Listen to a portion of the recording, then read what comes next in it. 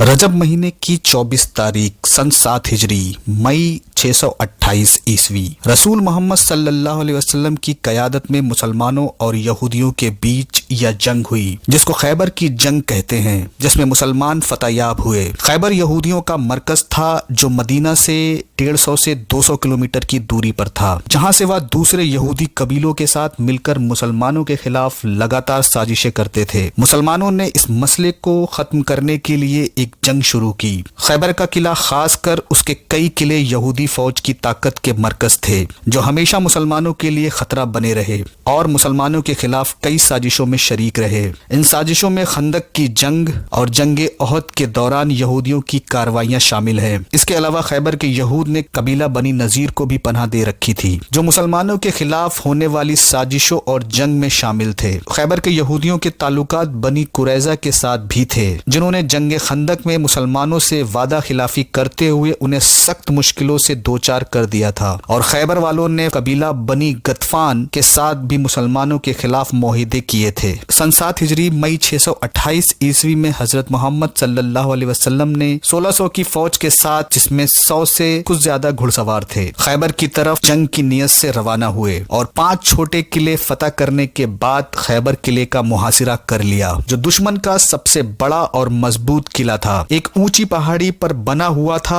और उसकी सुरक्षा का इंतजाम बहुत मजबूत था। यहूदियों ने अपनी औरतों और बच्चों को एक किले में और खाने पीने के सारे सामान को और एक किले में रख दिया और हर किले पर तीरंदाज खड़े कर दिए जो किले में घुसने की कोशिश करने वालों पर तीरों की बारिश कर देते थे। मुसलमानों ने पहले 5 किलों को एक एक करके फतह किया जिसमें 50 मुजाहिदीन जख्मी और एक शहीद हुए। यहूदी रात में एक दूसरे किले तक अपना माल व सामान और लोगों को लाते और ले जाते थे। बाकी 2 किलों में किलाए कसूम सबसे बुनियादी और बड़ा था और यह एक पहाड़ी पर बना हुआ था। हजरत मोहम्मद सल्लल्लाहु अलैहि वसल्लम ने बारी बारी हजरत अबू बकर, हजरत उमर, हजरत साद बिन उबादा की क़यादत में फौज को किलों को फतह करने के लिए भेजा, लेकिन यह सभी जान के खौफ से मैदान छोड़कर आ गए और कामयाब न हो सके। यह सिलसिला करीबन 39 दिन तक चला। सहाबा जाते फिर मरहब जंगजू के खौफ से भाग आते। आखिर में रसूल खुदा सल्लल्लाहु अलैहि वसल्लम ने इरशाद फरमाया कि कल मैं अलम उसे दूंगा जो अल्लाह और उसके रसूल से मोहब्बत करता है और अल्लाह और उसका रसूल उससे मोहब्बत करते हैं। वह शिकस्त खाने वाला और भागने वाला नहीं है, अल्लाह उसके दोनों हाथों से फतह अता करेगा। यह सुनकर तमाम सहाबा ख्वाहिश करने लगे इस्लाम के अलम की अलमबरदारी उन्हें नसीब हो। अगले दिन हुजूर सल्लल्लाहु अलैहि वसल्लम ने हजरत अली रजी अल्लाहु अन्हुम को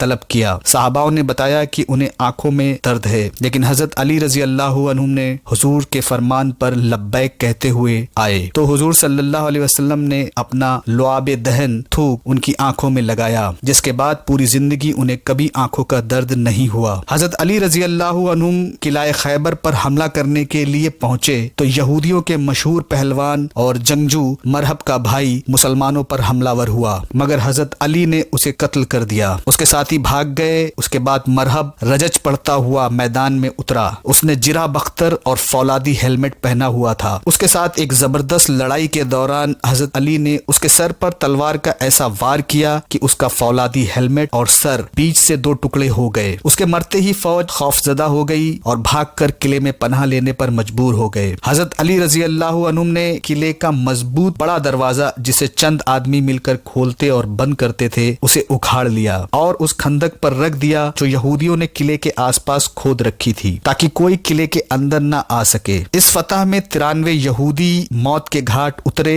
और किला फतह हो गया। मुसलमानों को हजरत अली रजी अल्लाहु अन्हुम की बदौलत शानदार फतह नसीब हुई। हुजूर सल्लल्लाहु अलैहि वसल्लम ने यहूदियों को उनकी ख्वाहिश पर पहले की तरह किलाए खैबर में रहने की इजाजत दे दी और उनके साथ मुआहिदा किया कि वह अपनी आमदनी का आधा हिस्सा बतौर जिजिया मुसलमानों को देंगे और मुसलमान जब चाहें मुनासिब समझें उन्हें खैबर से निकाल देंगे। इस जंग में बनी नजीर के सरदार हई बिन अख्तब की बेटी صفیہ بھی قید ہوئیں، جن کو آزاد کر کے حضور صلی اللہ علیہ وسلم نے ان کی فرمائش پر ان سے نکاح کر لیا۔ اس جنگ میں مسلمانوں کو ایک حد تک یہودیوں کی گھنونی سازشوں سے نجات مل گئی اور انہیں مالی فائدہ بھی حاصل ہوا۔ اس جنگ کے بعد بنی نذیر کی ایک یہودی عورت نے رسول اللہ صلی اللہ علیہ وسلم کو بھیڑ کا گوشت پیش کیا جس میں زہر ملا ہوا تھا۔ رسول اللہ نے اسے محسوس ہونے پر تھوک دیا کہ اس میں زہر ہے، مگر ان کے ایک صحابی جو ان کے ساتھ کھانے میں شریک تھے شہید ہو گئے۔ ایک صحابی کی روایت کے مطابق بستر وفات پر حضور صلی اللہ علیہ وسلم نے فرمایا کہ ان کی بیماری اس زہر کا اثر ہے جو خیبر میں دیا گیا تھا۔ مسلمانوں کو اس جنگ میں بھاری تعداد میں جنگی سامان اور ہتھیار ملے، جس سے مسلمانوں کی طاقت بڑھ گئی۔ اس کے 18 مہینوں بعد مکہ فتح ہوا۔ ویڈیو پسند آیا ہو تو لائک کریں، چینل پر نئے ہیں تو سبسکرائب کریں۔